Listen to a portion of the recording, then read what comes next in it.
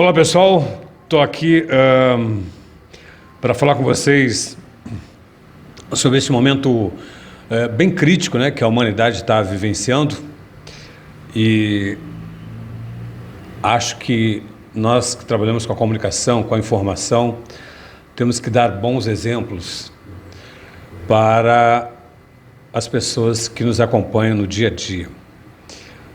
Mas antes de eu entrar na fala, eu quero dizer, primeiro, eu não sou infectologista, não sou médico, não sou um especialista para falar do coronavírus como especialista, mas eu vou falar muito mais da questão comportamental nossa, enquanto brasileiro, nessa atual situação. E começo, inclusive, lamentando que o nosso presidente, do qual eu ajudei a eleger, ainda vá sim em contramão do que está acontecendo. Claro que não temos que fazer nenhum alarde, tá? Eu acho que não é momento de colocar isso na questão política. Acho que temos que, principalmente essas autoridades, têm que ter responsabilidade com o cidadão. É preciso que deem um bom exemplo, né? E claro que nós temos que acompanhar o que acontece lá fora. Então, peço aqui encarecidamente ao nosso presidente Jair Bolsonaro que não contesta o que está acontecendo, tá? Não conteste. Está acontecendo uma coisa séria no mundo, onde começou, quem fez, por que aconteceu, são coisas que a ciência tem que estar trabalhando, a pesquisa tem que estar trabalhando, e aí entra o poder público. O poder público, eu deixo como dica aqui, que o dinheiro, não sei quantos bilhões que foi deixado para as eleições, que os partidos abrissem mão de 50%, no mínimo 50%, para doar, para investir em hospitais, para pagar melhores os cientistas, os nossos pesquisadores. Seria uma ação exemplar que viria de cima para baixo para a nossa população, porque não podemos ficar de braços cruzados e achar que nada está acontecendo com relação à disseminação do coronavírus. É preciso, sim, as autoridades focarem, nosso presidente da República maneirar um pouquinho mais nessa coisa da mão aqui, da mão ali, e selfie aqui. Eu acho que não é o momento, presidente, não é o momento. Não é momento, não. Acho que isso começa a desgastar eleitores como eu, que elegeram, que ajudaram a elegê-lo e que votaram no senhor, para que a gente não pode ficar cego porque eu votei no senhor, quando na verdade também tem algo errado aí. Isso está errado. Vi a sua manifestação durante as manifestações em prol do governo, do qual eu também apoiei, mas o nosso presidente tem que ter umas reservas nesse sentido aí, tá bom? Agora eu quero falar da questão comportamental. Eu estava andando hoje, eu fui a algumas igrejas, fecharam teatros, restaurantes já estão funcionando a meia porta praticamente, muita coisa fechando. Mas me chamou a atenção que as igrejas evangélicas, se não a maioria, continuam com seus cultos, continuam apinhando de pessoas as suas igrejas e seus cultos. E eu fico me perguntando, né?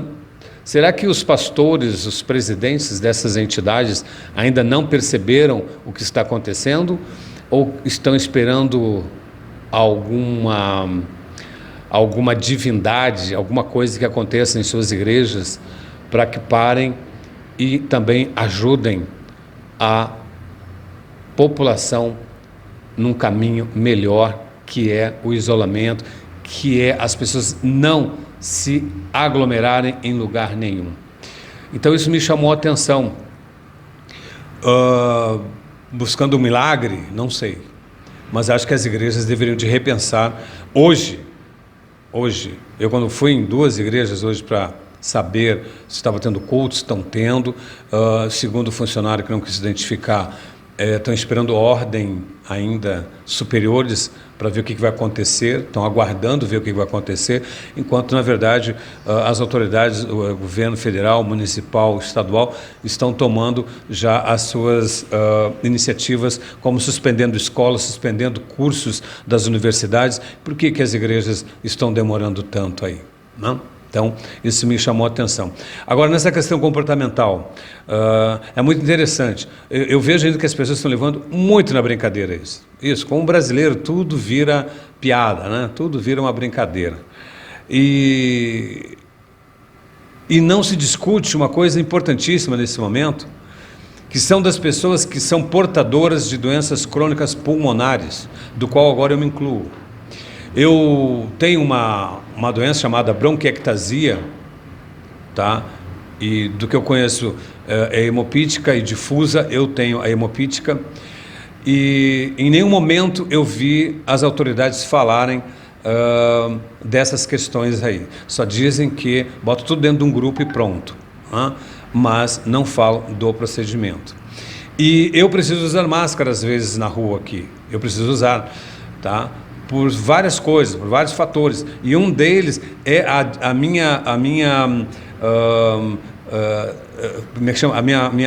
facilidade também de poder ser infectado por qualquer tipo de bactéria, né?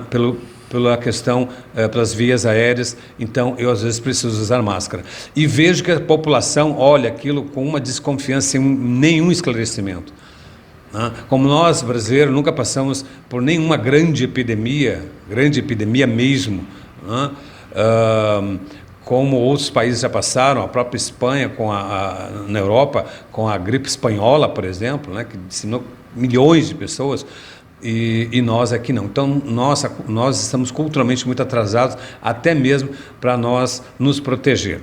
Uma outra coisa que me chamou a atenção no Rio de Janeiro agora, eu estava vendo a polícia militar indo às ruas, né, com megafone, avisando, dando mensagens. Eu fiquei me perguntando, um estado que é já conhecido e visto e vivenciado pela violência urbana, a polícia, infelizmente, já não tem a melhor imagem junto à sociedade, junto à população, principalmente a população das comunidades.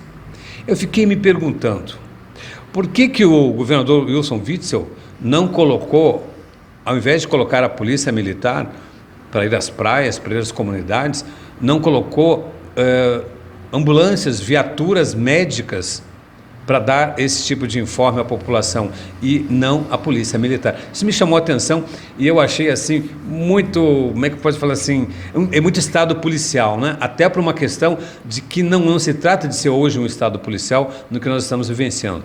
Nosso problema é de saúde pública, e quem deveria estar levando essa mensagem não seria jamais as patrulhas, os camburões da PM, não, tá?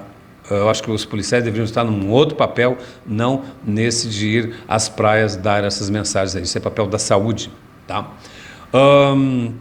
Quero também aproveitar e dizer para vocês o seguinte, muita coisa que eu sei, que eu estou presenciando, tá?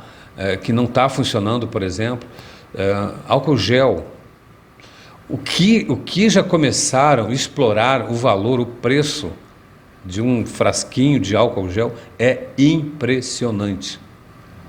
Impressionante.